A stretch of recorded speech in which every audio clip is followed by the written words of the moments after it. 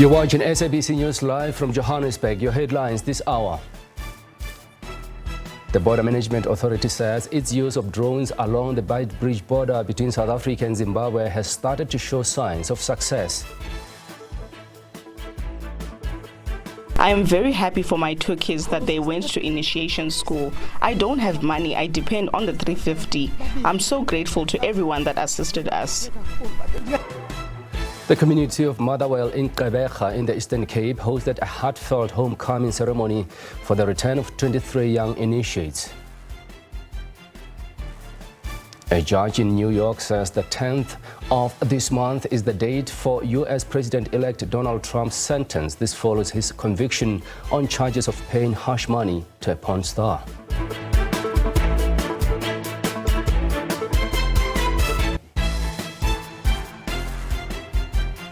A very warm welcome to the week ahead. We are live with you from our SABC News studio here in Johannesburg for the next 2 hours. Good afternoon, I'm Margaret Meral. If you'd like to participate, please give us a call to share your comment or ask a question. The number is 011-714-0680 or 81 or 82. As always, it's wonderful to have you with us.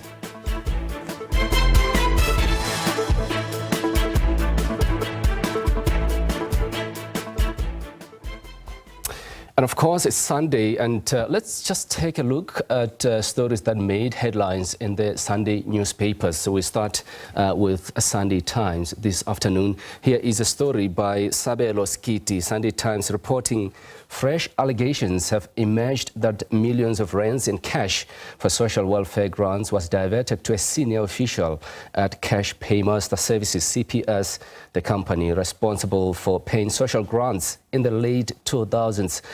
The cash allegedly withdrawn from banks and a social security cash depot without the requisite paperwork is said to have changed hands in the underground parking lot at the CPS offices in Rosebank, Johannesburg. That's one of the leading stories in the Sunday Times. Now, let's have a look at Sunday Tribune. They are leading with this story by Sibusiso Mpoto. Let's have a look at it. ANC picks Western Cape for its 113th birthday rally. Sunday Tribune reporting there, the ANC is gearing up to celebrate its 113th anniversary on January 8th. But this year's event is expected to be one of the smallest in over 3 decades. The party has chosen the Khayelitsha Stadium in Cape Town in the Western Cape as the venue, which has a capacity of only 2,000 people. All those details in Sunday Tribune. Now, moving on to the next newspaper headline found in Sunday World. Divorce will weaken Misuzulu rather. A story that has set tongues working over the past few days. That's found on page 7 of the Sunday World. Sandy Lemota writing, Amazulu King Misuzulu Kazwelithini alleged escapades with members of the opposite sex, which often make media headlines and trend on social media, together with mounting public pressure on his wife, are believed to have influenced her decision to divorce the monarch. This is according to insiders close to the Queen in question, who concedes that although the marriage had broken down, divorce was the last resort. That's the story, and more details found in Sunday World, and those are some of the stories that made headlines in the Sunday newspapers. Now to these, 2 police officers have been gunned down at Namahadi in Qaqwa in the Free State while responding to a house robbery last night. Police spokesperson Motsansi Makele says when the 2 officers arrived at the scene, 2 suspects fled the house, prompting a chase by backup crime prevention team. It's understood the suspects managed to flee with an undisclosed amount of cash and also stole 2 cell phones from the victim of the house robbery. The suspects remain at large. Particulars of the deceased members will be shared as soon as their loved ones are formally informed. The CSC members approached the house, where one suspect emerged and opened fire. One member was fatally shot and his service pistol was taken from him. As the pursuit continued, another suspect ambushed the driver of the backup vehicle while he was reversing the police vehicle. He was shot in the neck and succumbed to his injuries. The two police officers in the vehicle were unharmed. Now, National Public Entity Border Management Authority says it needs more resources to fight crime at the Beitbridge border post between South Africa and Zimbabwe. Senior BMA officials concluded their 4-day border assessment program as the country's largest land port of entry. Border Management Authority officials had their work cut out for them over the last 4 days. During their mission, they were able to facilitate the movement of over 20,000 people at the Beitbridge border post. Over 17,000 people crossed into South Africa from Zimbabwe and other neighboring countries during the period. It is, however, the porous borderline that has become a grave concern for the BMA. Hundreds of people smuggle goods into Zimbabwe through the broken border fence. Over 120 border jumpers were intercepted and arrested over the last 4 days. The BMA says the deployment of sophisticated technology has stiffened its operations at the border. This is where we're beginning to see the benefits of the technology that we have deployed during this festive season. We have deployed, after been reporting, drones in 5 ports of entry. This is one of the ports of entry that we have deployed the drones. We also deployed the body cams. We also deployed what we call push-to-talk. So we have been using this drone to monitor those areas that we regard to as vulnerable segments. And then this obviously is one of the vulnerable segments that we have identified, and we are using drones to monitor this area.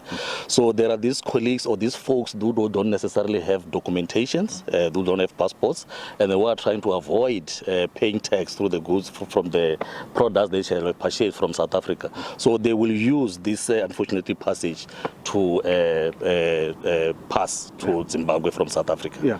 Some criminals and border jumpers use technological devices such as binoculars to evade law enforcement officials. In terms of additional resources, definitely we need additional resources.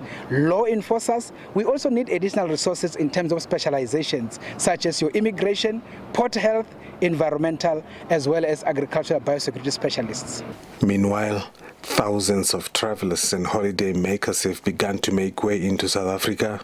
Some have expressed concern over long queues and hours during the processing of their documents at the border post. It's hectic, taking 2 hours, 3 hours trip from Harare, then you meet the long queues. It's a lot of fatigue on our side, and the queues are very long. On the border, it's not taking a lot. I'm just processing my papers a little bit, so I'm just doing fast for everything. Traffic volumes, including commercial vehicles, are expected to continue on Sunday.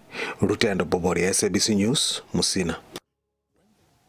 Now, the community of Motherwell in Gqeberha in the Eastern Cape has come together to host a heartfelt homecoming ceremony for the return of 23 young initiates. This uplifting initiative specifically honored young men from disadvantaged backgrounds who had bravely completed their rite of passage in the bush. An electric atmosphere as loved ones gathered to celebrate the return of their sons.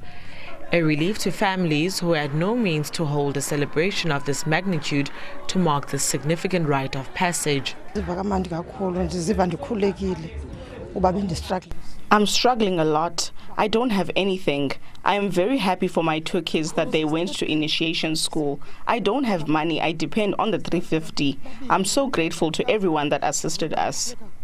Ndiphila nge-350 bulela kakhulu abantu abangincedileyo Nkosi kakhulu ziva ndivuya kakhulu emveni koba I am very happy because I struggled with my kids. I have 2 kids. no aphelele Lloyd. In 2021, a young community member attempted to take his own life due to financial struggles that prevented him from attending initiation school. This shocking event led to the intervention of the local CPF and various organizations. This year, 23 kids came to us. We thought we could only take 10, but when we saw their situation back home, we decided to take all of them.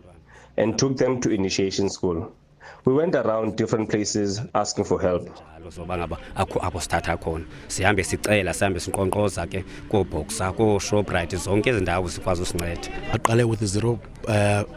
As stakeholders, we took the initiative to assist the CPF to make this a beautiful day of these young men.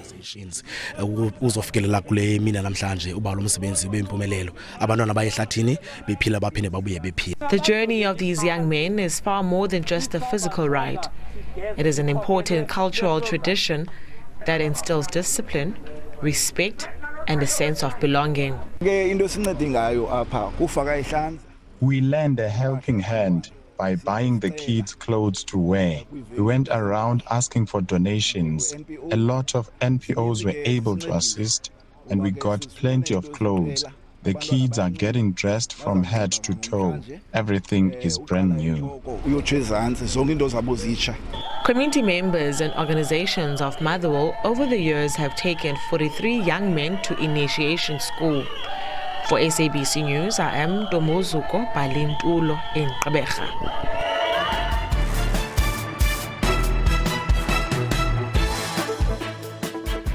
Welcome back. Now, a groundbreaking Free State High Court judgment allowing men to take up the surnames of their wives has stirred a lot of debate about how marriages are changing. Two couples who were denied by the Department of Home Affairs to take the surnames of their chosen approached the High Court.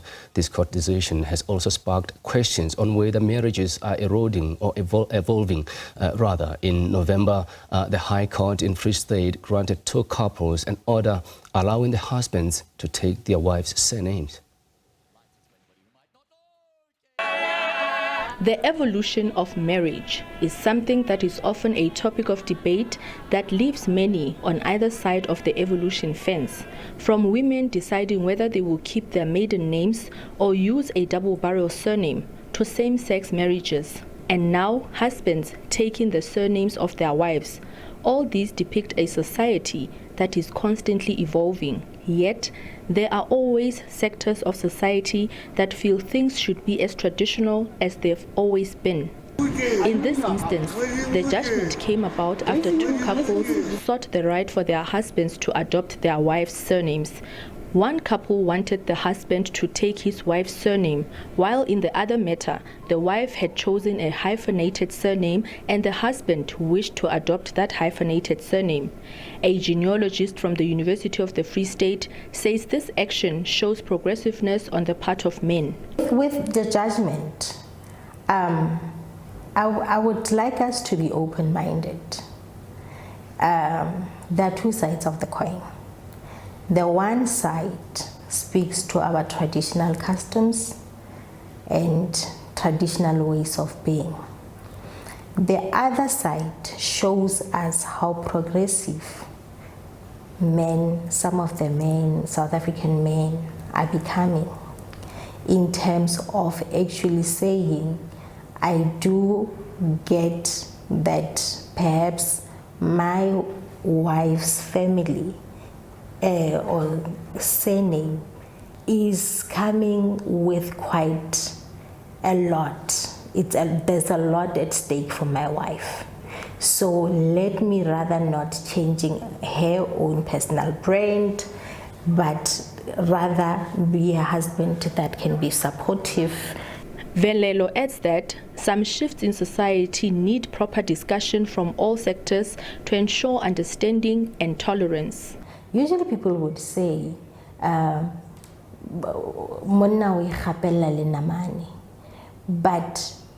what does that in the practical sense of us young people today mean? And traditional leaders are in a position to guide us, to share their wisdom with us. Because remember, as much as information or knowledge is passed from one generation to the other, at some level, some aspects will be lost. And we need to actually get to a point of regrouping and start having conversations around what is marriage. and what constitutes marriage. A Methodist church pastor from Bloemfontein explains that people did not always have surnames, and that when couples got married, the wife would be called the wife of the man she was married to. As an example, Sarah, the wife of Abraham. You cannot necessarily say surnames will ensure the legacy of that particular family, because there are a lot of surname change. You see, there are fathers now who have born children, male children, and they've got the surname of their father. But when you go back in history, you find that the father actually was the mother was not married, and he was born out of wedlock, and he took the surname of the mother. You see, so there's a break somewhere. You see, so we cannot necessarily say it will have a negative impact or a positive impact. You see, it will only depend of what will happen in future. Like now we are faced with this, that you can say the court has ruled that the husband can take the surname of the wife. You see, and they have not lived out that. You don't know what will the family of the husband think about that. But if it's the decision of the husband, you can say, even though I've married my wife, I've paid the bride price, I've paid the dowry, but I still feel that I had to take the surname of my wife. That's a choice, you see. And we cannot say this guy is not going to have a legacy. As it turns out, Ndlanzi says even for the church, this judgment is not that much of a big deal, as surname choice has no bearing on legacy. He explains that the church also follows the law when marrying couples, adding that women are already making preferred choices when it comes to which surname they want to use when they get married. He says that can also apply for men. It's neither here nor there, you see, because we do accept women who are using their maiden surnames in the church. We have married people, and in the marriage register we ask them, are you going to maintain your original surname, or are you going to use the double barrel surname? And what happens now when they use the double barrel surname? When the child is born, is he going to go with the double barrel surname? You see, and that might not necessarily be the case. You see, so really it's not something that we can make a meal out of it. According to Farouk Dawood, who has been married for 40 years, the Muslim religion does give the woman an option to choose whether she wants to keep her maiden name when she gets married. You see, in Islam, in my religion, Islam doesn't force a woman to change her surname. When you get married and if the woman wants to keep a maiden name, she's welcome to do it. It's not like a compulsory thing. But if you look at it now, today it's a norm. It's been gone for many years. You are known, my wife will be known as Mrs. Dawood. Dawood says he sees a challenge when it comes to the identity of men in future. So it will create a problem eventually. It will be very difficult to accept it, because you must remember it's also a lineage thing. You're going to get children, they're going to carry, and you look at it all, go back to the Bible, everybody carries the father's name. So I don't think it's going to work that you're changing your surname. For what? This young couple shares his sentiments that the judgment might cause challenges in future. They say, despite the shifts in the establishment of marriages, they still believe in the traditional norms and have decided to follow traditional practices. Okay, what we have decided to do, and it was actually both our decision. Number one, I didn't even know the new culture of the father or the husband taking the surname from the mother's side. However, for me, I have decided that I'll move over and take his surname. And reason being, it's the culture that we grew up in. When you get married, you need to take the father's surname. So technically, I just want to follow that route, and I would also want that when I have kids as well, they should be able to carry the surname. And that is the reason I'm here today, to grow the family and carry on with the surname. So for me, I'm happy to do it. I'm happy. The husband says as a man, he would want his legacy to be carried by his wife and children. By my side, nike khanana lona gore nna ke le sna khomo ke inka ke le tlhogo nka se batle gore ke ye ke lo nka fana go ga khaningoni go ya ka nna ne ke bona gore ke theola seriti sa ba ga Senakgomo go ya ka nna but the way we buang ka teng ke a tlhaloganya the way we buang ka teng ke a tlhaloganya so but nna ntse ke eme mo gore ha o le mme o tlamega o nke sefane sa go bontate o tle ka go bontate re tlo oketsa leloko le la go ga Senakgomo. Despite the differences in opinion, this judgment is seen by some as progressive and celebrated as a showcase of the social advancements that South Africans are making. Kamogelo Siekwi, SABC News, Bloemfontein.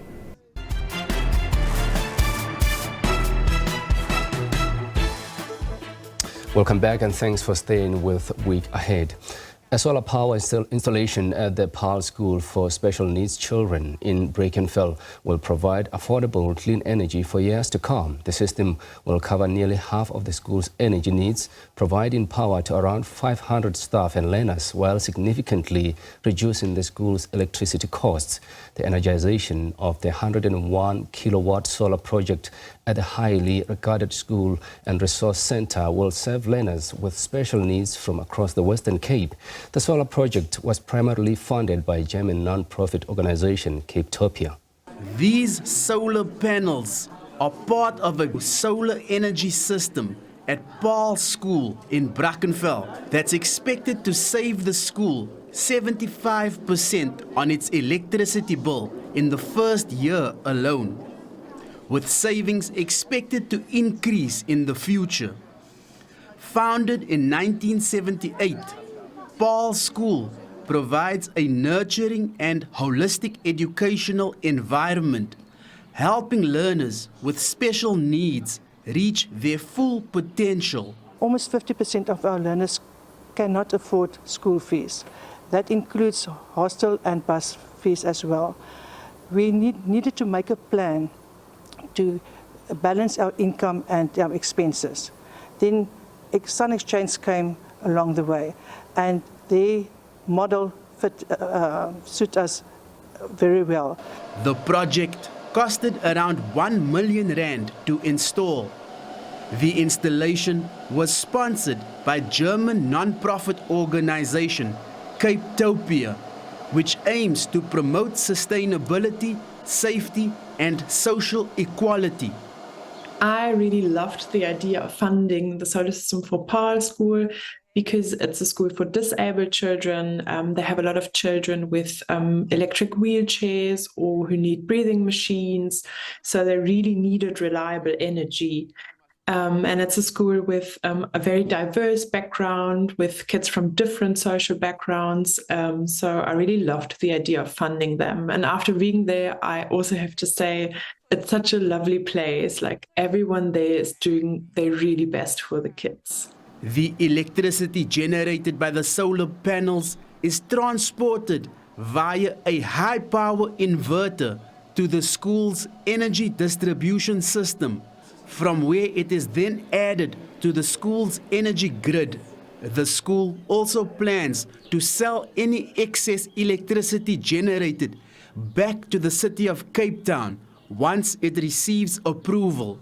The project is a great example of how solar energy can drive positive change. So this power plant, which is a clean energy producing power plant, will produce about 2,700 megawatt hours of power over the 20-year lifespan. That is 2,700 tons of carbon removed from the atmosphere, and the cost to the school will be a 75% savings over that lifespan, allowing the school to produce clean energy and save money. Learners will now be fully energized for their learning activities as they continue on their education journey at the school. Corbin August, SABC News, Cape Town. Now, more than a century ago, she was part of the cohort of New Year babies. Born in 1920, Margaret Meral turned 105 years old on the 1st of January. On Saturday, family and friends celebrated the milestone at Campbell in the Northern Cape, where she spends most of her life.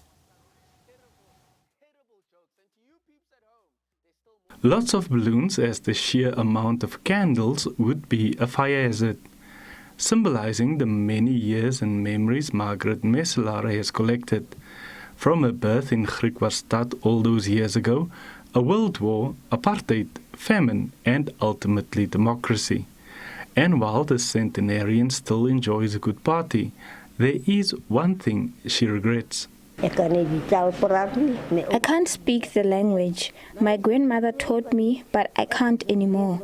The white people took away our language. They didn't want us to speak it.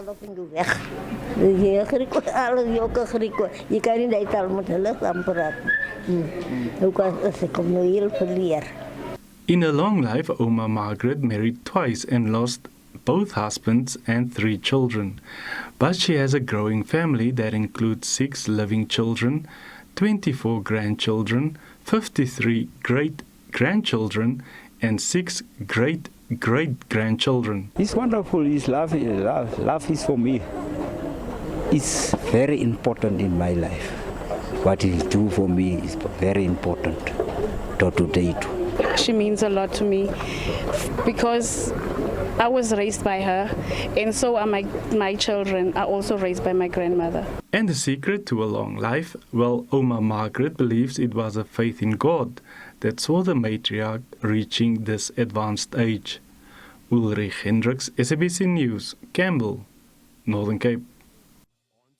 What a milestone. Now, the second half of 2024 saw Zimbabwe prepare to host the SADC summit and assume the chairmanship of the region bloc. However, prior to the summit in August, 79 opposition Triple C activists were arrested and denied bail on charges of disorderly conduct and participating in a gathering with the intent to promote violence and breaches of peace or bigotry.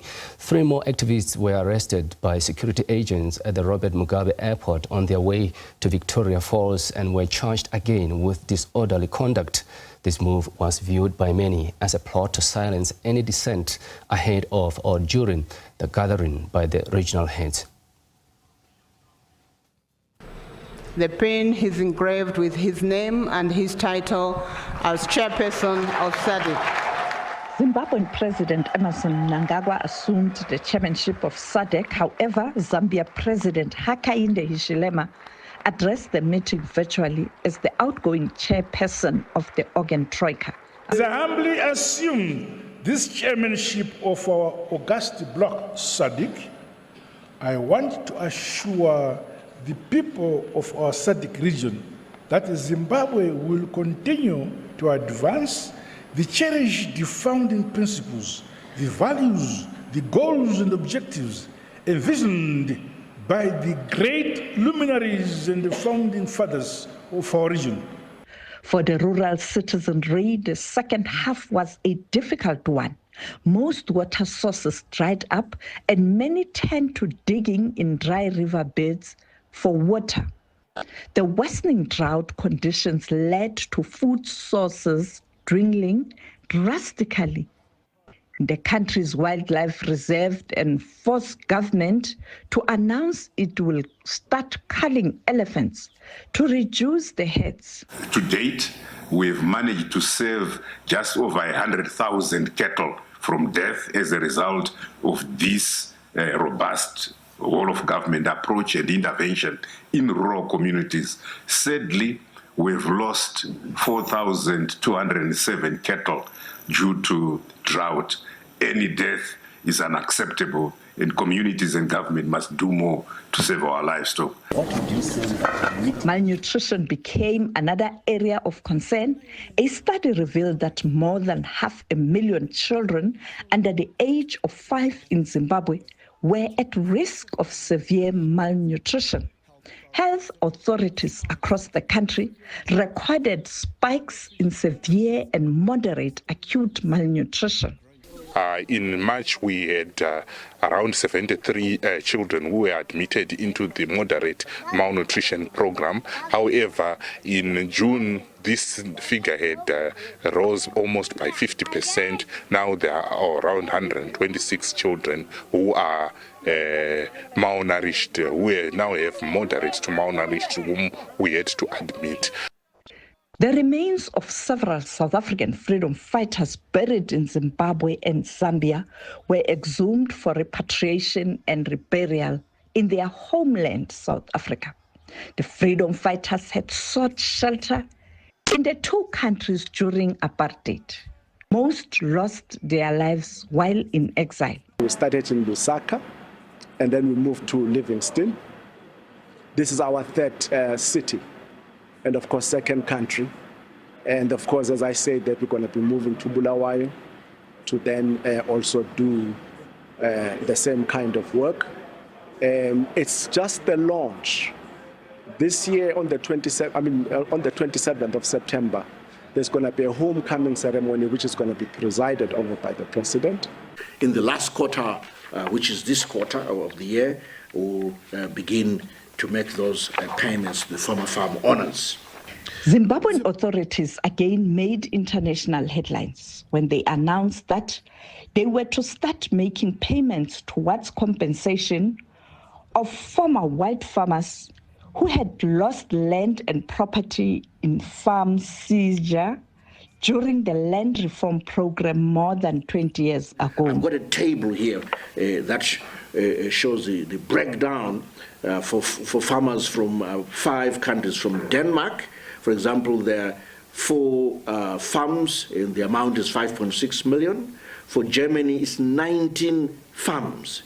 The amount is $32.3 million US. For Netherlands, it's 50 farms.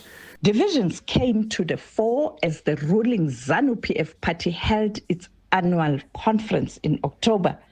A faction called for extension of Mnangagwa's term of office beyond the 2 terms limit. However, the move did not succeed. So we will have our resolution, but I think we must understand, coming from here, that it will not go anywhere, because His Excellency is emphatic that when 2028 comes, he will not serve beyond that date. Economically, Zimbabwe is still burdened with a huge debt that has kept it out of the global financial system. And a meeting was held in Harare to try and find a solution. The $21 billion debt of Zimbabwe, of which the bulk, I must say, is actually arrears, has made arrears the new debt, like stacks of piles of sandbags on the back of Zimbabwe. Now, we all agree we must play our part to correct this anomaly and give a new lease of life to this nation and its people, so Zimbabwe can run.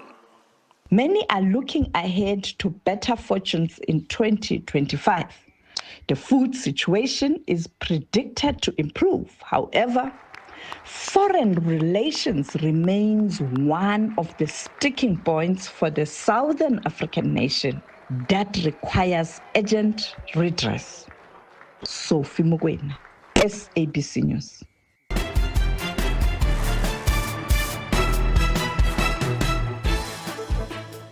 Welcome back. In today's digital age, cybersecurity threats are becoming increasingly sophisticated.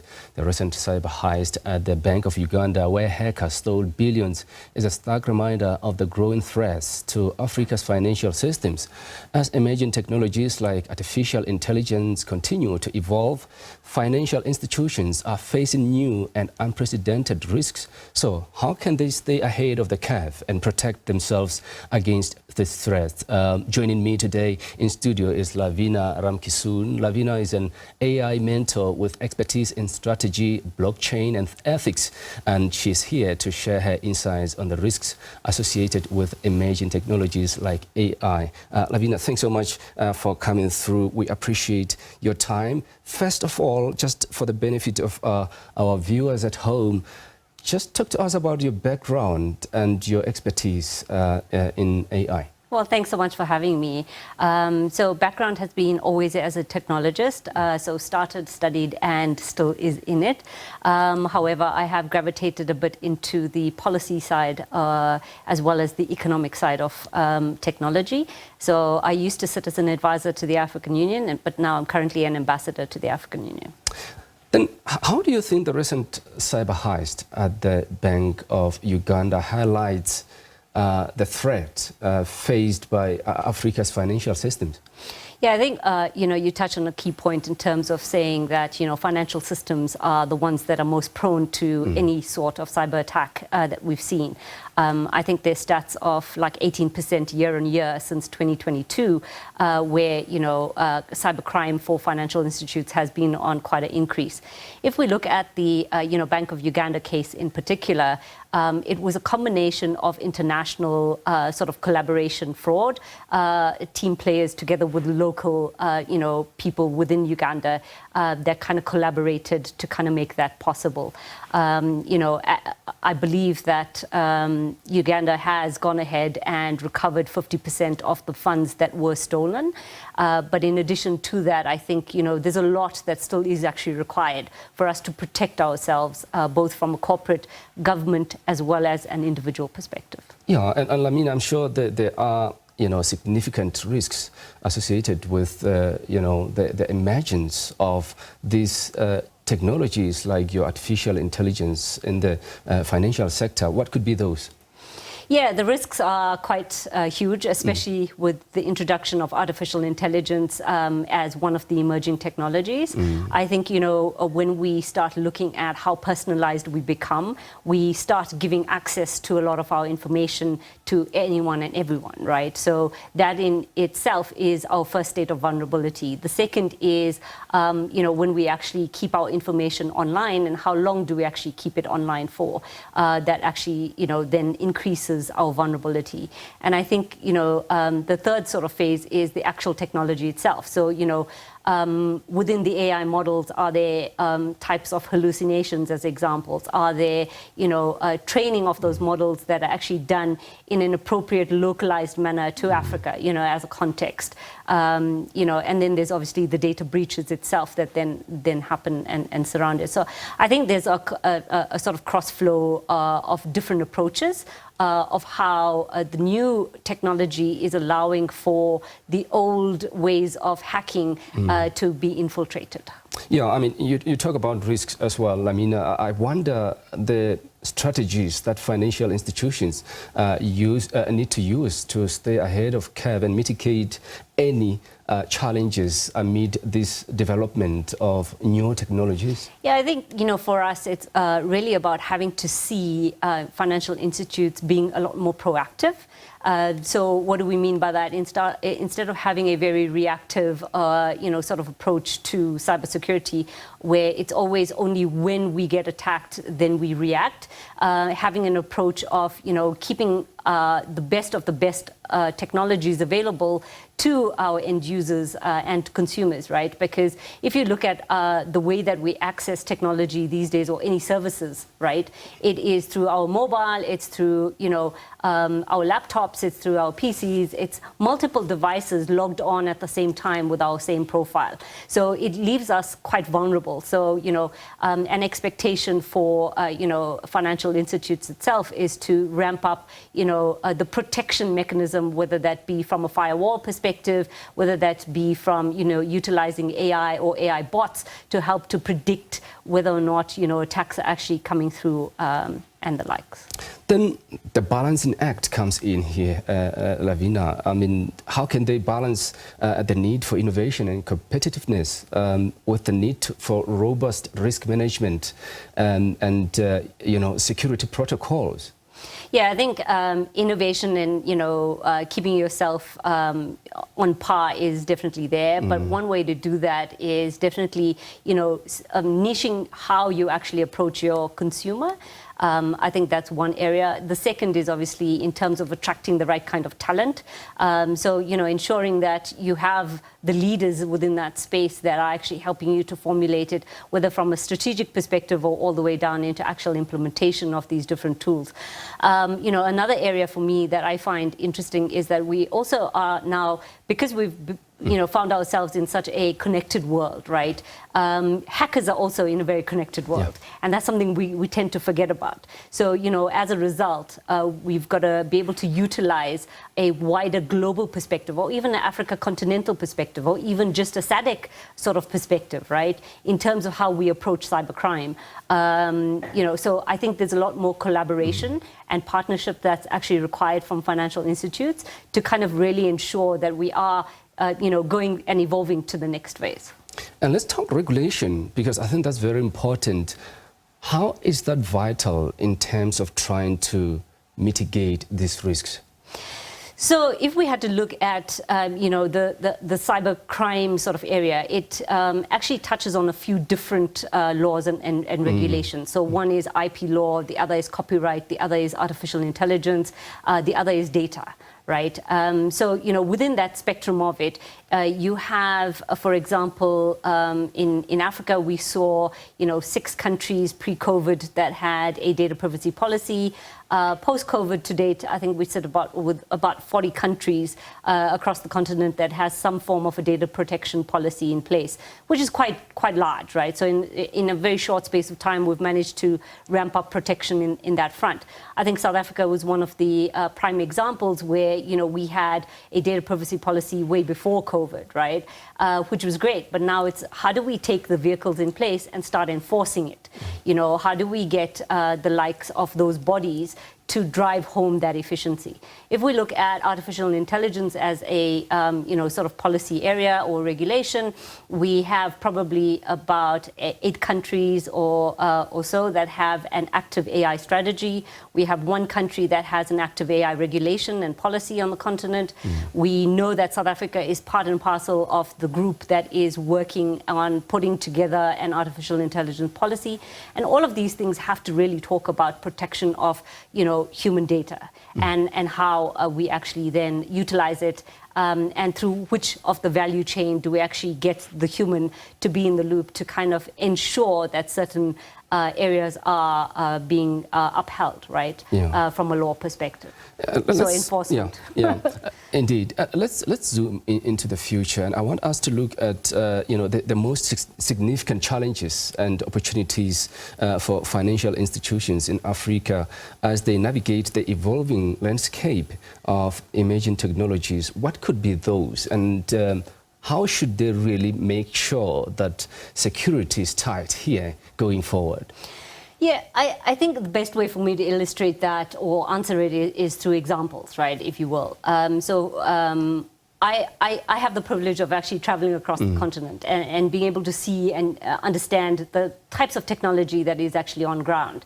And with that, for example, artificial intelligence was used for, flooding in a country in terms of dispatching of actual emergency kit to people on ground as well as rescuing them. Now, for me, that is a good use case story, right? In terms of where financial institutes could actually then optimize it, I think it's all about creating in-house efficiency, streamlining business operations, because we know that, financial institutes are very cost-heavy, right? Just naturally by their business model, right? So as an example, using it in-house to streamline a lot of that. But second to that, I think, is a lot to do with how do we protect the end consumer. So, for example, if I had to have an AI bot, me, myself as Lavina, I want to go and create one that can look after myself and all my accounts, whether that be my bank account, my insurance policies, whether that be my healthcare statements, or access to my healthcare records, whether it is access to my telco sort of environment, anything that I need, but I have a personalized bot that is looking after and protecting my particular account or even my family's account, 24/7. I think that's the kind of areas that we're probably going to go down into and see into the future. And I think, on top of that, a lot of voice activation or voice commands are going to become, a thing that we're going to use. So, for example, I'm going to say to, my phone, can you transfer, 500 rands to, my mom? Can you go ahead and, buy me a plane ticket? Can you book me accommodation? All of that just through voice. And that's where we actually headed. So, any environment that is going to become super seamless and super integrated, so that means the back-end financial systems of, whether it be one financial institute or multiple financial institutes, has to be really strongly knit. And when we started this conversation, you mentioned, the emerging threats within this space. Just talk to our viewers in terms of how they should stay safe and secure amid these threats. Well, the first and foremost is, ensuring that if you are logged on, that you actually log off the internet when you are done with a particular transaction. Try not to keep yourself online for a very long period of time.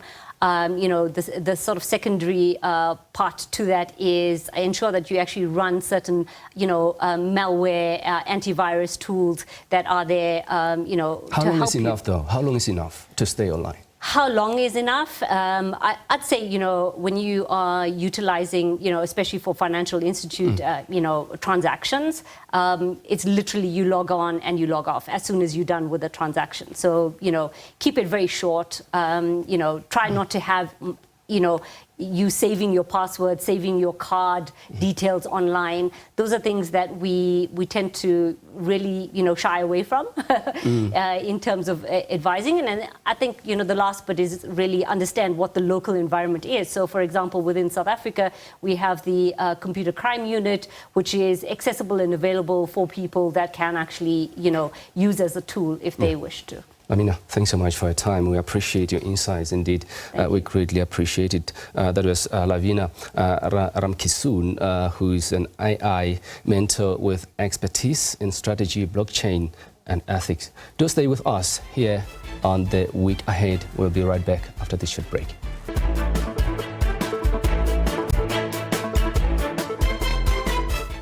Welcome back. Deputy President Paul Mashati is at the Ndrule Saba Methodist Church in Khayelitsha, Cape Town, ahead of the ANC's January 8 celebrations being held in Cape Town next weekend. This engagement is part of the ANC's mobilization in Cape Town ahead of the January 8 statement. Let's listen in. The National Congress will be spending time in the Western Cape during this month of January. We will be celebrating January 8. The President will deliver the speech on Saturday here in Khayelitsha at the stadium.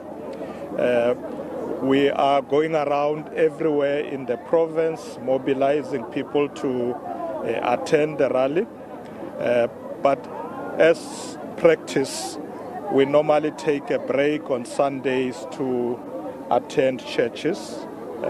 So I decided I will come to the Methodist Church here in Khayelitsha, since the Methodist is my traditional church, and I'm accompanied by other members of the NEC and the provincial chair and other leaders who are here. We were well received by the church. I'm looking forward to continue working with them. I indicated to the bishop that one of my responsibilities as a Deputy President of the Republic of South Africa is to work with the churches, look at challenges that the churches are facing, and we continue to address those issues together. We also work with them when it comes to other social ills. As we know, in many of our communities, we are facing problems of drugs, that affecting many of our young people, gender-based violence, people are struggling with unemployment and so on. We think the church has a very big role to play in addressing those challenges, working with government. So we are going to continue working with them, and as I promised them, I will come back again to come and spend time with them and see what else we need to do together in this community to make the lives of people much, much more better going forward. But we thank them for having received us in their church this morning, and we really had good time with them, and we are going to continue working with them. Thank you very much. Thank you very much. In the Western Cape to celebrate the ANC's birthday. Why is the ANC here to celebrate? Why did they choose Khayelitsha? We normally rotate. January 8 celebrations are done in all provinces.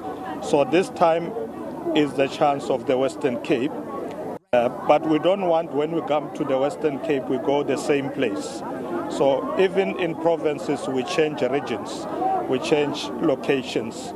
So this time, the decision was that we will come to Khayelitsha. I'm going to take another media house. I'll come back to you. Any other question from other media houses, including community media? Go ahead. Deputy President Kevin from ENCA, just in your interaction with communities, what are some of the issues that you highlighted? I see that the ANC is on a drive to address concerns from residents, in particular on the back of the party having lost support from the 2019 elections to 2024. Well, we have been here before. You'll recall that during the election campaign, I came to Khayelitsha with the Deputy Minister Margaret Meral and other leaders, and there are high levels of unemployment, particularly amongst young people, problems of crime. They continue to raise those kind of issues. But recently we have seen in the Western Cape problems of shacks that are burning, because people build their shacks with materials that are inflammable. In fact, Deputy Minister Margaret Meral spent a lot of her festive period, Christmas, New Year, going around these communities, trying to work with them to address those kind of problems. So we are going to continue to work with them to address the problems that they have raised with us before.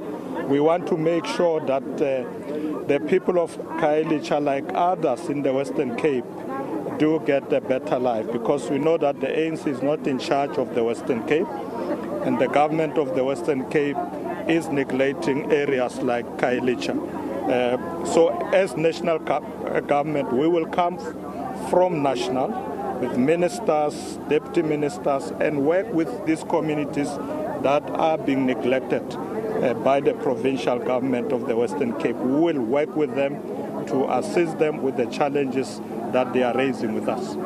Thank you very much. I'll come back to you. I'm coming back to you now. April of the SABC GP, what is the ANC's plan to regain ground here in the Western Cape, first of all, and what is your strategy in terms of galvanizing race relations in this province, which we know is not great? Indeed, race relations are not great here. We are going to continue to work in all communities, as I said. We're not going to select. We'll work in Dala Oma region, we'll work in Boland, we'll work in places like Naisna, everywhere. What is important is to address those issues that affect people. And they'll differ region by region. We were just now in December with the provincial chair in Naisna, and they raise problems that they face. There are potholes in some roads which we are dealing with. They raise the problems of water. We went back there with the Minister of Water. We addressed those challenges.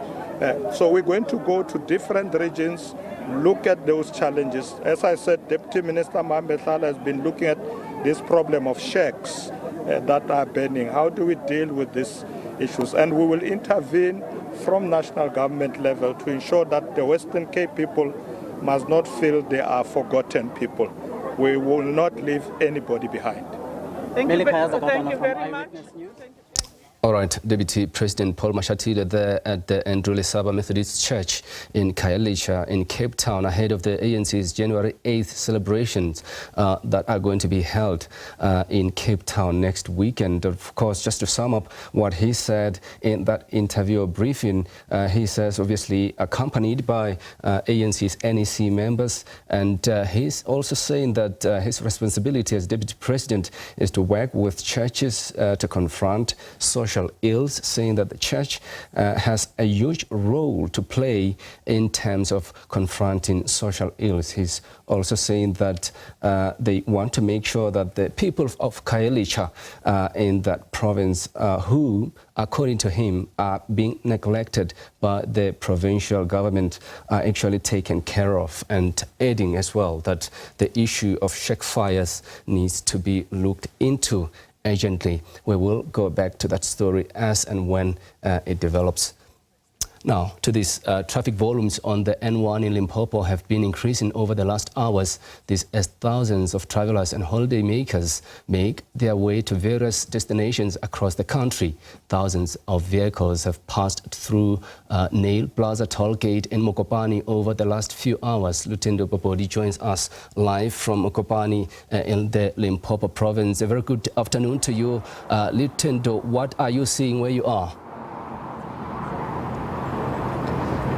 Thank you so much. Nail Plaza in Mokopane here in Limpopo, it becomes one of the busiest toll plazas around this time. You will attest to that. And as you can see, let me just step out of the shot a little bit. You can see behind me here is a gridlock for about a kilo. But I can tell you that a kilo is nearly nothing if you compare to other years. You know, it can go to about 5 kilos or so. But you can see a whole lot of vehicles coming to pass through the Nile Plaza toll gate. About 1,700 vehicles passed here between 9 and 10. I don't have the official tally or the official numbers right now, but you can see they are coming through. And also other toll gates like the other one that after this one in Kranskop, about 1,740 passed in the last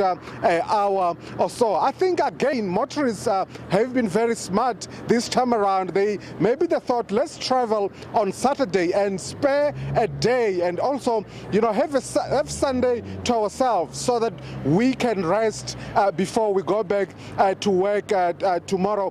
It's been raining here. As you can see, the dark cloud gathering again. In the last an hour or so, it's been drizzling in the province here in many areas around the province, and even here in Mokopane, which is of course a high rainfall area.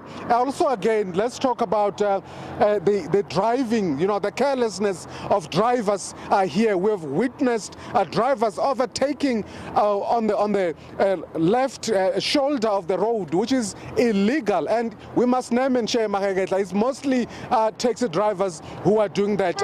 We are sticking around here trying to see if this traffic in the next hour or so, maybe between now and 2 and 3, if the volumes will continue to increase or they will later start going down. SABC News, Lutendo Popodi there at the Nail Toll Plaza in Limpopo. Thanks so much indeed. Now, we're staying with that story. Holiday makers have started to make their way back to Gauteng after spending holidays at the coast and in the rural areas. Since the start of the festive season, 7,448 people have been arrested on South African roads for various traffic infringements. Our reporter Calvin Kludla is monitoring the roads for us at Pumulani Toll Plaza in Pretoria. A very good afternoon to you, Calvin. What are you seeing at your end? Just talk to us in terms of the traffic that side. It seems weather also is not favorable.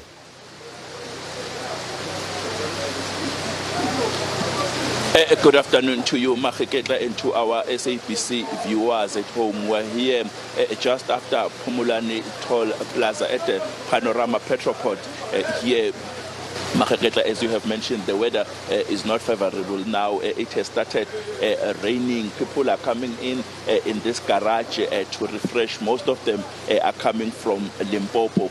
Margaret, we spoke to some of them. They told SABC News that they are happy to be back in Johannesburg. Others are telling SABC News that drivers are not giving them problems. They are adhering to road rules. Next to me, I have Gauteng a traffic police spokesperson. That would be Silo Maramane. Thank you very much for your time. It's raining now, and we thank you for your time. Let's start about the conditions of the road now. It's raining, and the traffic now, the volumes are high now. Thank you so much for the opportunity. Well, I must say that unfavorable weather conditions now. In most parts of our province, it's raining, as you can see now. Our roads are quite very much busy. I've just checked now with Pumulani Plaza, they are able to record over 2,000 vehicles passing through that gantry. The same goes with your Carousel Plaza. We have about 1,900 vehicles per hour passing through that gantry. Even when you move from Heidelberg, that side of Heidelberg, the Hook Plaza, we are able to record just over 700, which is an indication that our roads are quite very, very busy. And we are appealing to our road users at large to make sure that they maintain a safe following distance. Some of our roads may be wet and slippery. It is important to maintain a safe following distance. I want them to switch on their headlamps so that they can enhance visibility, and also at the same time switch on both direction indicators to ensure that they are visible at all times. You can tell us, Mr. Silo, I spoke to some of them, the motorists here and passengers are saying that they are very happy. Road drivers are adhering to road rules. Is that what you also noticed? Well, some of our people are complying with our laws, I want to be honest with you, but as long as we continue to apprehend people for wrongdoings, it means we still have a problem in as far as human behavior is concerned. So there are pockets of people who still continue to contravene our road traffic laws. For example, alcohol abuse, with overspeeding. Those are just some of the situations which we do not want, we abhor as law enforcement officials. So we really want to tell our people to comply with the rules of the road to ensure that they shall arrive safely. So, and that's why we are here on the ground. Your message to motorists? I just want to say to them, the best way to avoid a road traffic crash is by simply obeying the rules of the road, by obeying all the road traffic signal, and ensure that you are able to see and be seen at all times, because we are here to serve and protect and ensure that they are safe. But safety begins with every road user. Thank you very much for your time. My pleasure. That was Mr. Silo Maremane from Gauteng Traffic Police, urging motorists to be cautious during this time of the year. And now it has started to rain, as you can see.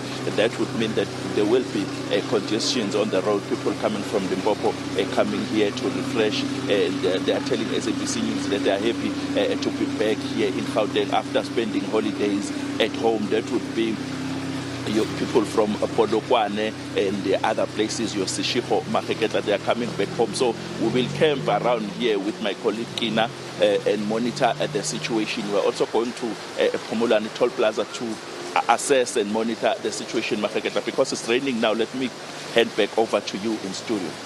Calvin Ludla, thanks so much indeed. He will be monitoring that traffic for us, and we'll give you the updates as and when we have to. Thanks so much indeed, Calvin. We will take a short break and we'll be back at the week ahead after it.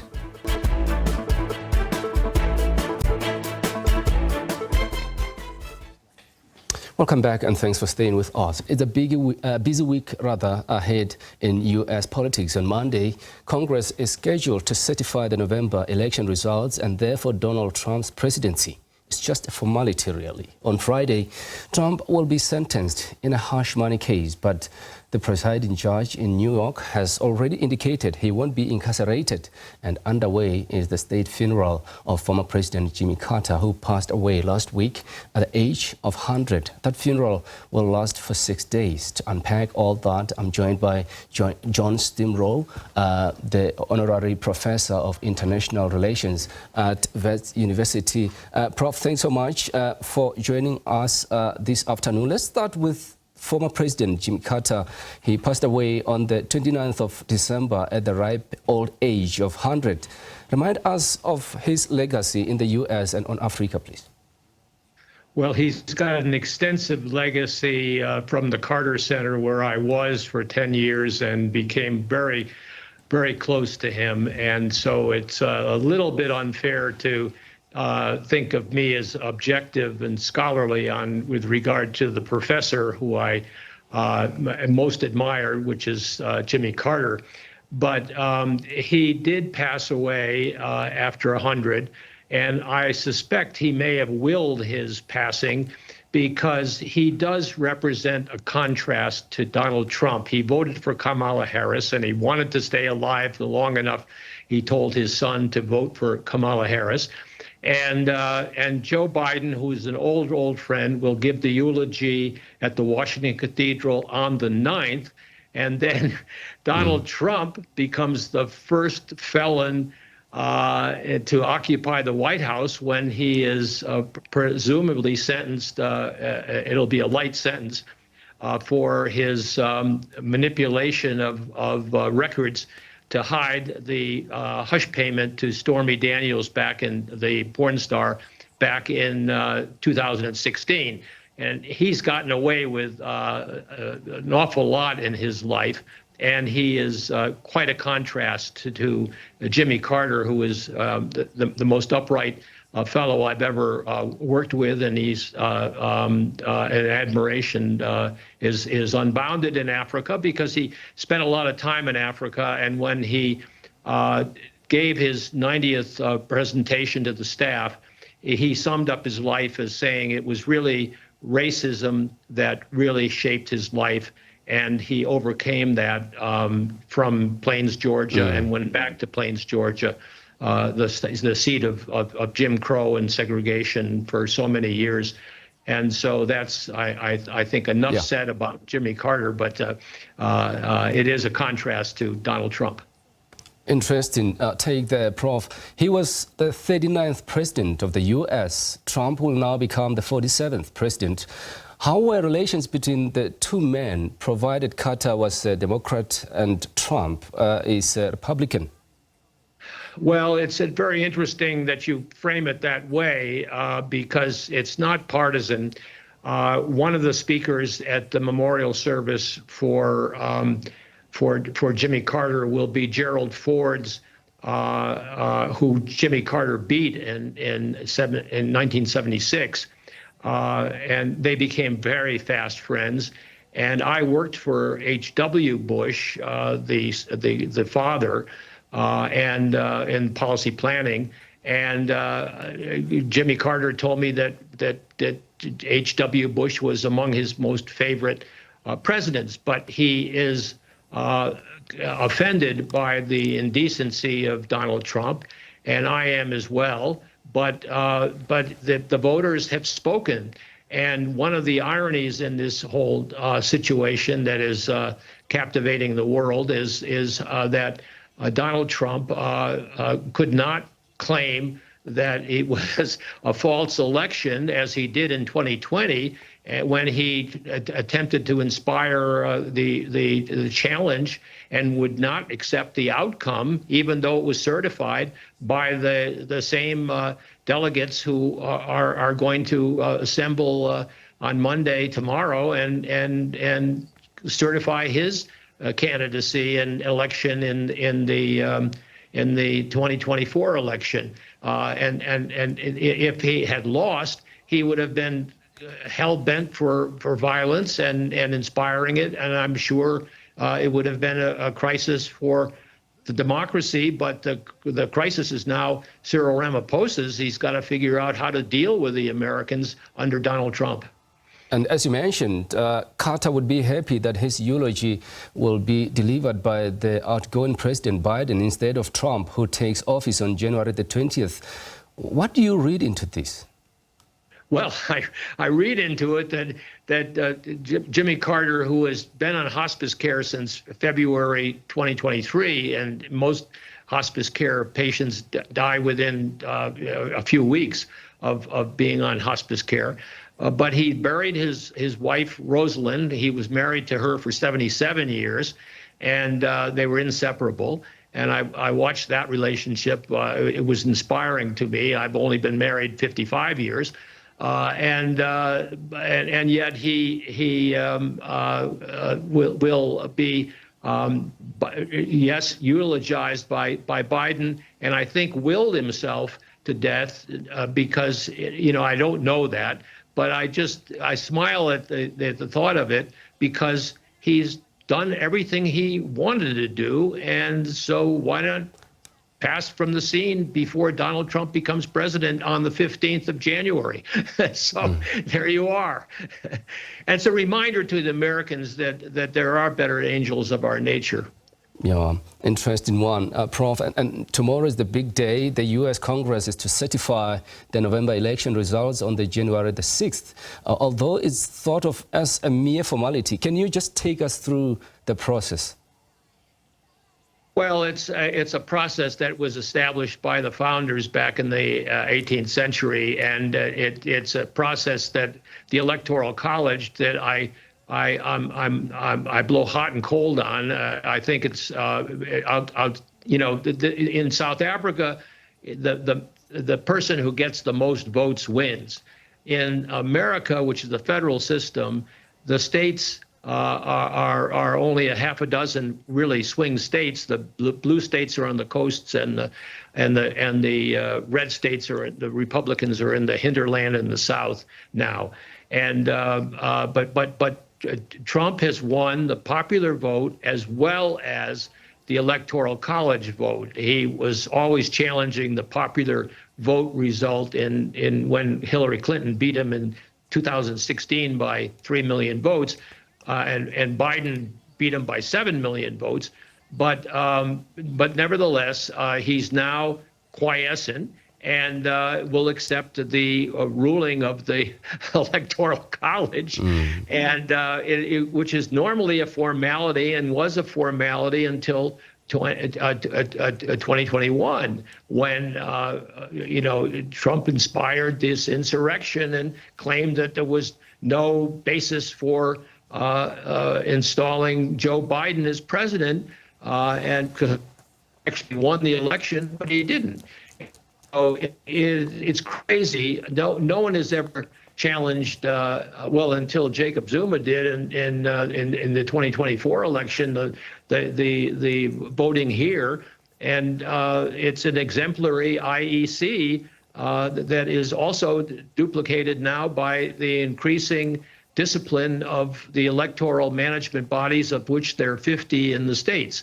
So it's a complex system, but it's moving forward, and they will certify Donald Trump as the next president. And I watch with interest as how Donald Trump carries out his policies in Africa and the rest of the world. And you're talking about Donald Trump, Prof. I mean, he's going to be sentenced on Friday, and yes, tomorrow he's going to be certified as the next president. How does this work then? Well, it works by the fact that he has been exempted from the series of cases, federal cases against him. Jack Smith, the public prosecutor equivalent in the states for the federal government, did not deny the factual basis of the cases against Trump for mishandling classified documents or inspiring with others to overturn the 2020 election results. And those are on hold because a sitting president gets a free pass. And the Supreme Court has which he's appointed the majority of the Supreme Court now, is highly political and unfortunately so, because I think of the Constitutional Court here, which is above politics. But it is the case that Donald Trump has a free ride, and he will not be punished for the 34 counts in the New York State, but a judge has ruled that he will sentence him guilty, so that this is the first convicted felon to occupy the White House. He won't be punished for it because of his age and because he doesn't have a prior incarceration to count against him. But it's a bizarre situation that I'm sure Xi Jinping and Vladimir Putin, the two rivals of the United States, are watching with great interest. Yeah, and you're talking about bizarre situation, Prof. I mean, Vice President Kamala Harris will be presiding over that process tomorrow. How awkward is that going to be, given that she was the one running against Trump? She is a class act, and she will perform that task, which is under the Constitution, as Mike Pence did, despite the pressures that Donald Trump put on him in 2021, with decency and rectitude, as she should.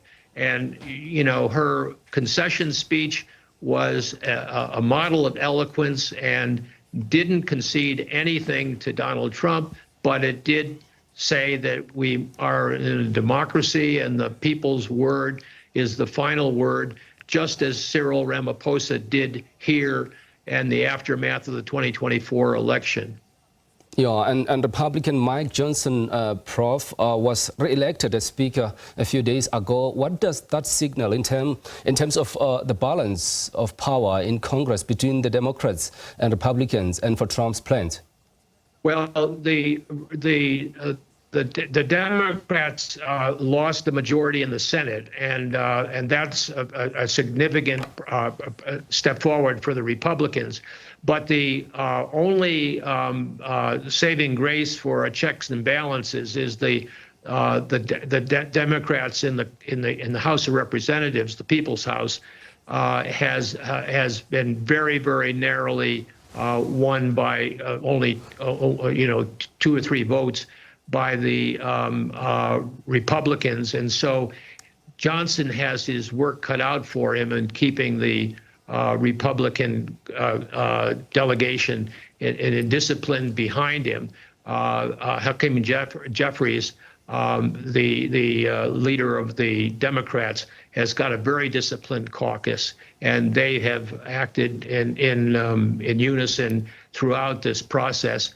But we'll see what happens in the 2026 congressional by-elections. That's, for me, the next test on the horizon.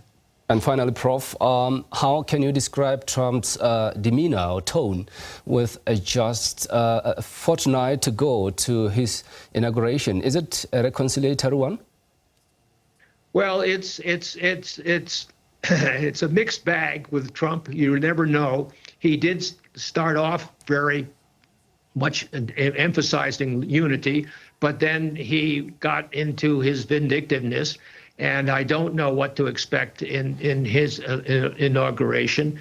But he did congratulate Jimmy Carter for being, they say they had differences, but whether he will be invited to the Washington Cathedral, but whether he shows up or not is an open question. But I think he should for national unity, and that will be a good test. And so we'll see that on the 9th of January. Prof, thanks so much for your time and your insights. We appreciate that. Thank you indeed. That was John Strimlow, Honorary Professor of International Relations at Wits University. Thank you for your time indeed.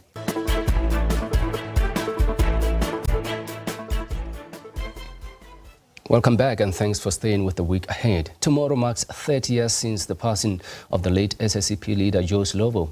As the South African Communist Party commemorates his life, some remember him as a dedicated revolutionary who was committed not only to the liberation of the country, but as a man who played a pivotal role in building the tripartite alliance. And reflecting on what Slovo stood for, some believe that he would have lamented the treble challenges of unemployment, inequality and poverty that majority of South Africans live under.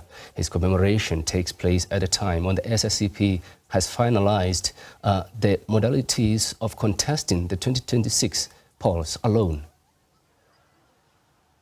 Me say this. Described as a militant communist and a revolutionary, Joe Slovo cut his teeth into politics at the early age of 15 when he joined the Communist Party.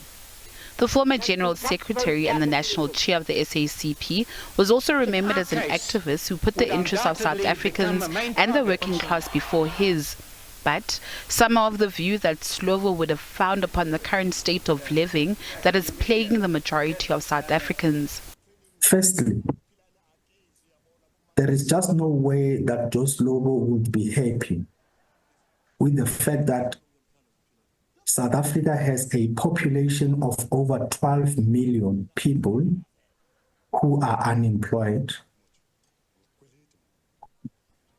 Included in these are both those looking for work actively and those who are discouraged from looking for work because they have tried their best and they didn't realize any breakthrough.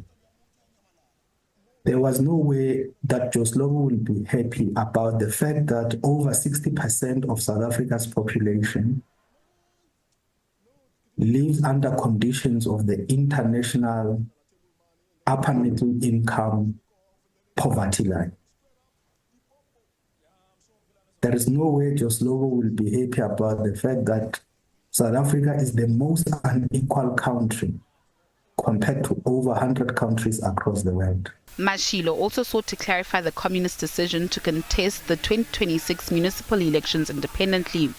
At its fifth Special National Congress held in December last year, the communists finalized the modalities around contesting solo, but indicated that they would still remain the alliance with the ANC and COSATU.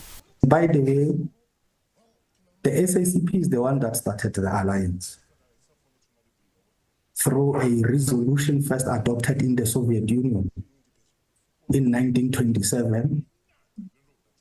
In the second half of that year, and in December of 1927, the SABC held a conference here in South Africa in Johannesburg. That conference ended in January 1928, where the resolution to form the alliance was adopted.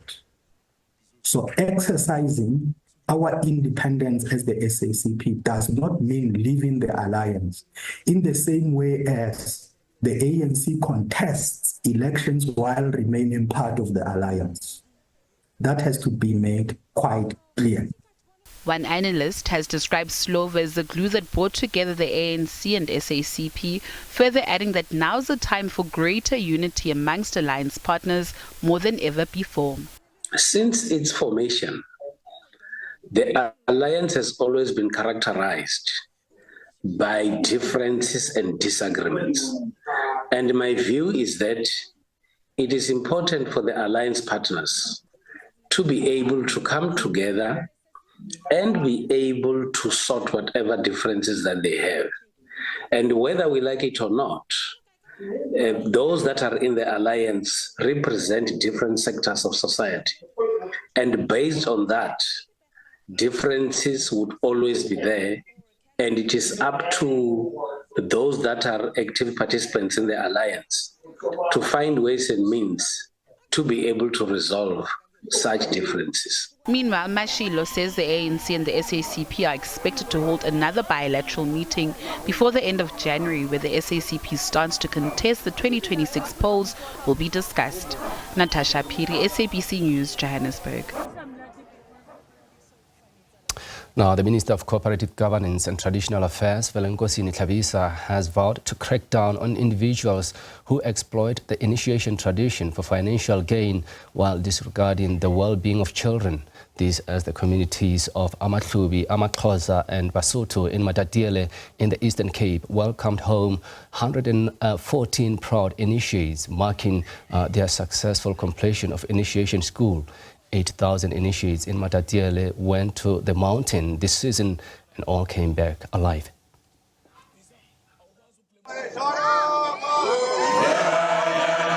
A celebration to welcome back these initiates.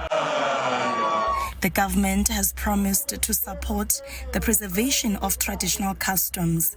There will be consequences for those who fail to prioritize the safety and well-being of initiates. During the third week of January, I'm going to meet the kings here in Eastern Cape, all the kings, Okumkani, as custodians, and chart the way forward. That how are we going to ensure that we protect this tradition, but unscrupulous people who are using initiation as a source of income, but are very reckless in the lives of our children. I want a buy-in from them that we must close down those schools.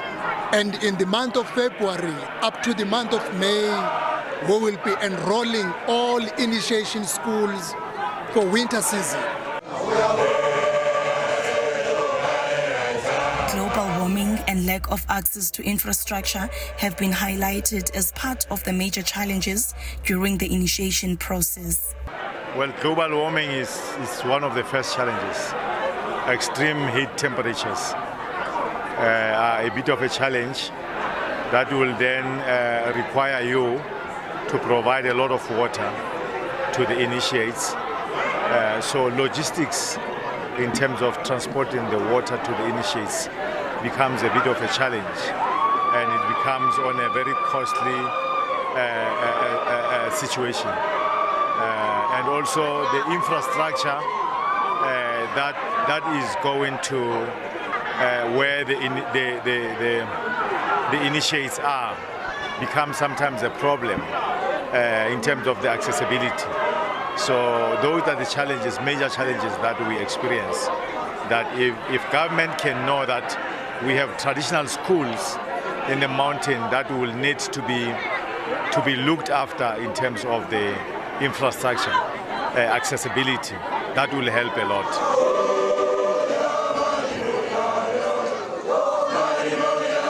Preserving this tradition is a priority. Here we make sure initiation schools are registered. We are firm on that. We are united as Abasotho here. I do not support that boys must be circumcised at hospitals. I want a man to go to the mountain.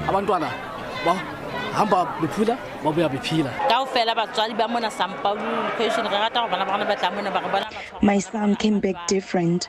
I can see that he was treated good where he was. As parents here at St. Paul, we are happy to see how our children were treated. Even though they were gone for so long, he is more respectful than he was before. The homecoming of young girls will be next week. I am Nomzwanele Mngoma at Matatiele in the Eastern Cape.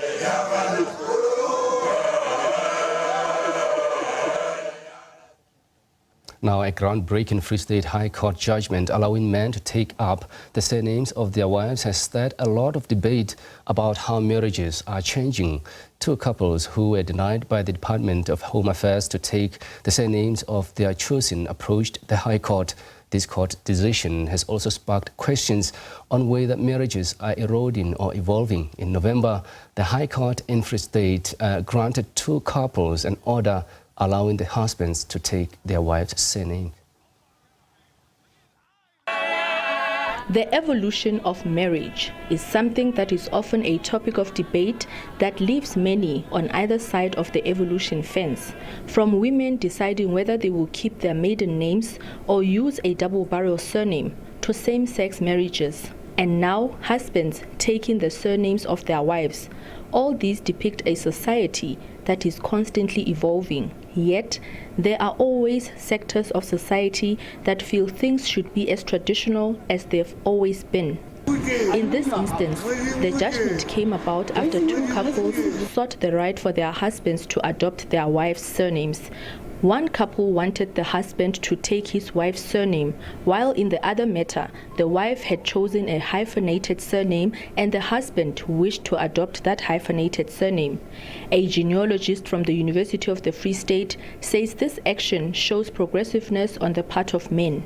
With the judgment, I would like us to be open-minded. There are two sides of the coin. The one side speaks to our traditional customs and traditional ways of being. The other side shows us how progressive men, some of the men, South African men, are becoming in terms of actually saying, I do get that perhaps my wife's family or surname is coming with quite a lot. There's a lot at stake for my wife. So let me rather not changing her own personal brand, but rather be a husband that can be supportive. Velelo adds that some shifts in society need proper discussion from all sectors to ensure understanding and tolerance. Usually people would say, but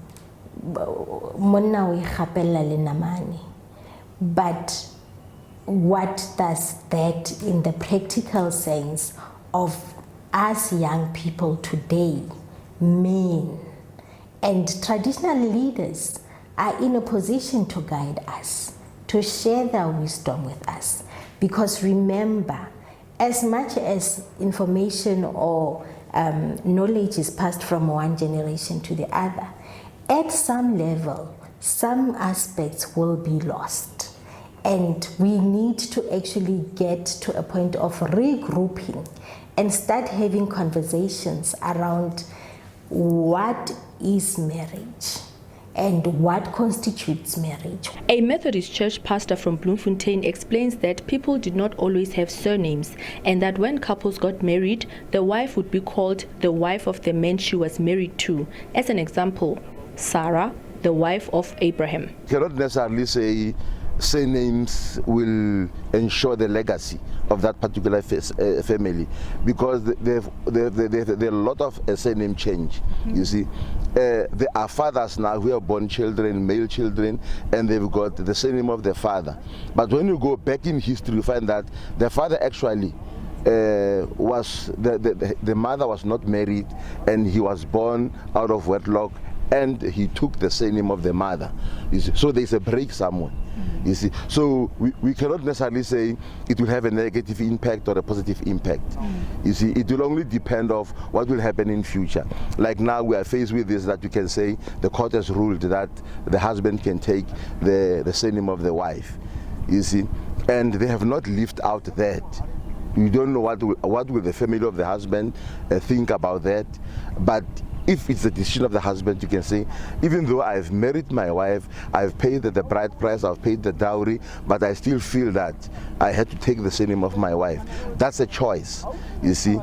And we cannot say this guy is not going to have a legacy. As it turns out, Ndlanzi says even for the church, this judgment is not that much of a big deal, as surname choice has no bearing on legacy.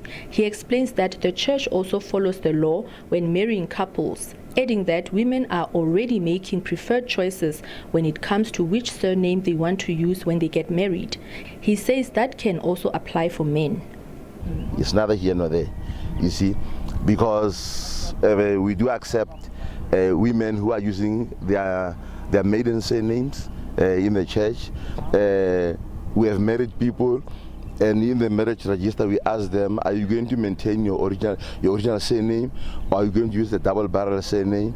And what happens now when they use the double barrel surname? When the child is born, is he going to go with the double barrel surname? You see, and that might not necessarily be the case. you see. So really it's not something that we can make a meal out of it. According to Farouk Dawood, who has been married for 40 years, the Muslim religion does give the woman an option to choose whether she wants to keep her maiden name when she gets married. You see, in Islam, in my religion, Islam doesn't force a woman to change her surname. When you get married and if the woman wants to keep a maiden name, she's welcome to do it. It's not like a compulsory thing. But if you look at it now, today it's a norm. It's been gone for many years. You are known, my wife will be known as Mrs. Dawood. Dawood says he sees a challenge when it comes to the identity of men in future. So it will create a problem eventually. It will be very difficult to accept it because you must remember it's also a lineage thing. You're going to get children, they're going to carry, and you look at it all, go back to the Bible, everybody carries the father's name. So I don't think it's going to work that you're changing your surname. For what? This young couple shares his sentiments that the judgment might cause challenges in future. They say, despite the shifts in the establishment of marriages, they still believe in the traditional norms and have decided to follow traditional practices. Okay, what we have decided to do, and it was actually both our decision. Number one, I didn't even know the new culture of the father or the husband taking the surname from the mother's side. However, for me, I have decided that I'll move over and take his surname. And reason being, it's the culture that you grew up in. When you get married, you need to take the father's surname. So technically, I just want to follow that route, and I would also want that when I have kids as well, they should be able to carry the surname. And that is the reason I'm here today, to grow the family and carry on with the surname. So for me, I'm happy to do it. I'm happy. The husband says as a man, he would want his legacy to be carried by his wife and children. By my side, nike khanana lona gore nna ke le sna khomo ke nka ke le tlhogo nka se batle gore ke lo nka fane go ga khaningoni go ya ka nna ne ke bona gore ke theola seriti sa ba ga sna khomo go ya ka nna ba de ba o buang ka teng ke a tlhaloganya de ba buang ka teng ke a tlhaloganya so but nna ntse ke eme mo gore ha o le mme o tlamega o nke sefane sa go bontate o tle ka go bontate re tlo oketsa leloko le la go sena go. Despite the differences in opinion, this judgment is seen by some as progressive and celebrated as a showcase of the social advancements that South Africans are making. Kamogelo Siekwi, SABC News, Bloemfontein. To this story now, the family of the slain 22-year-old crime prevention warden Chesney Kepler has called on government to do more to put an end to the scourge of gender-based violence. Hundreds of family, friends, colleagues and political leaders gathered at the Don Matesman Hall in Eldorado Park on Saturday to pay their last respects.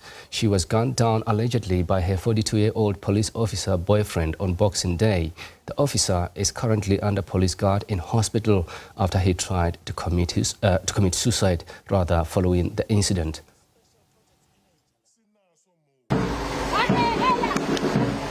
A packed hall in Eldorado Park as the community came together to bid farewell to yet another victim of femicide in the country. 22-year-old Chesney Kepler, a crime prevention warden, was shot several times following a domestic dispute on Thursday last week. Her death has highlighted the scourge of violence against women. We seek justice and dignity.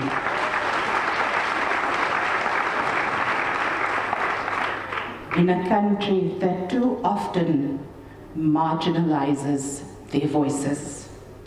Chesney's perseverance in securing employment in a crime prevention warden was an act of courage and hope, especially in a system riddled with prejudice and exclusion.